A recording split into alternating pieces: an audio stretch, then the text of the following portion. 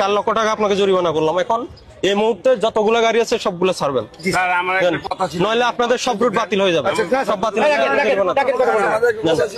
আপনারা এখানে কথা বলবেন না, বসেন। কাউন্টার তো সিলগালা।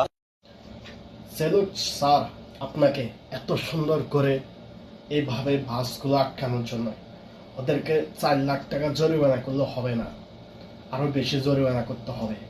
কেননা সৌদি আরবে আপনি যত বেশি জরিমানা করবেন এত বেশি অপরাধ কম থাকে। আপনি যদি সামান্য জরিমানা করেন 1-2 লাখ 3 লাখ 4 লাখ, তাহলে ওরা বারবার অপরাধ করবে। যখন আপনি বেশি অঙ্কের জরিমানা করবেন, এটা একটা নির্দেশ হয়ে যাবে, এই অপরাধী করলে এত টাকা, আপনার 1 কোটি টাকা 50 লাখ টাকা জরিমানা হবে, তাহলে কেউ অপরাধী করবে না। তাই আসুন আমরা সবাই সচেতন হই, অন্যজনকে সচেতন করি।